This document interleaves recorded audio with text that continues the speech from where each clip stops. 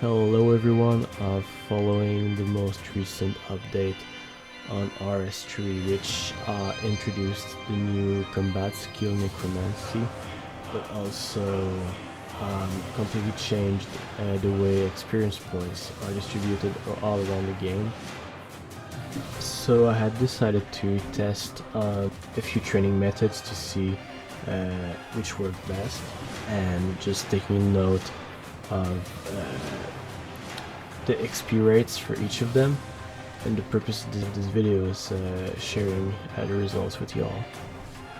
For the results to better represent what an average mid-level player looking to max their combat stats would be getting XP wise, I've only used unaugmented tier 70 power armor and tier 78 sun spare with no added boosts whatsoever, except the clan fealty boost, which is accessible to anyone part of a clan. Speaking of which, my clan is always recruiting. More info in the description, but just down below. So at number 3 we have ED3, Elite Dungeons 3, which was definitely the meta for the past few years.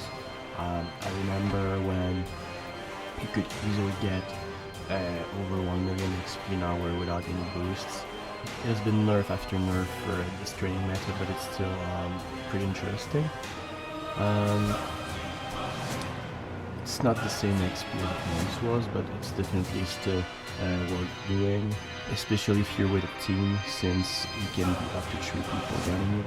So now, it's not the best training method anymore, but it's still at number 3 in this list.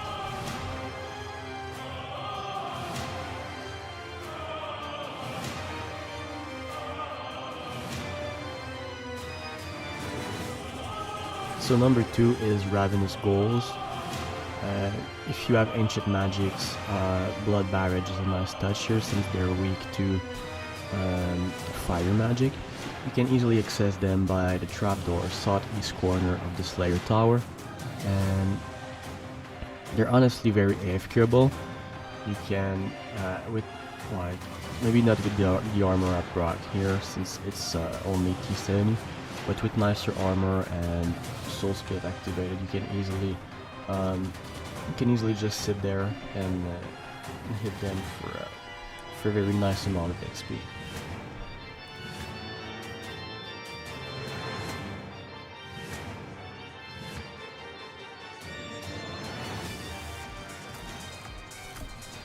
So just before we move to number 1, here's some honorable mentions.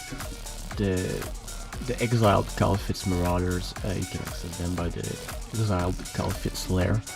It's not, the XP isn't necessarily as good as the other methods I presented, but it's still decent and absolutely 100% AFK. You can literally just sit in the middle and hit them by either magic or ranged. You really don't have to do anything besides maybe eating every once in a while, but with Soul Split it limits the amount of food intake you have to get. And also take note that it's one of the best ways to get blue charms if you want to train summoning. Maybe bring your imp there to get those sweet charms for you. Another one would be the Encrews. They're entirely free to play, so if you're on free to play, it's very nice XP, comparable to the other methods presented here, and also they're only level 60, so they're pretty easy to kill if you're maybe a lower level player.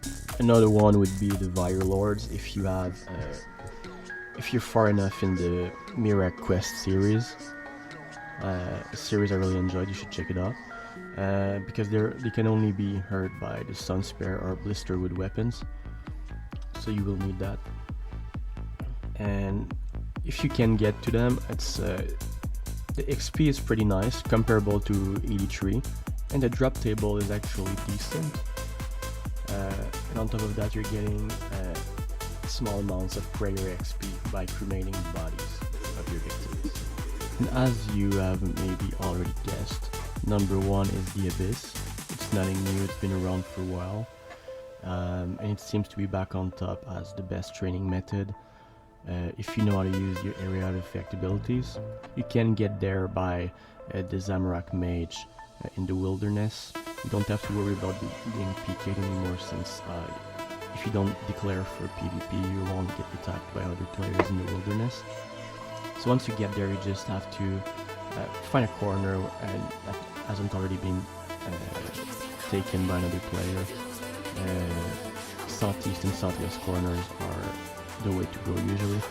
You just sit there and you wait, and you generously use your AoE ability.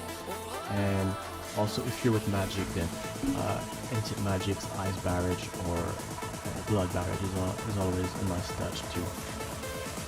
So that's it for this video. I hope you guys enjoyed, and I'm glad I could help.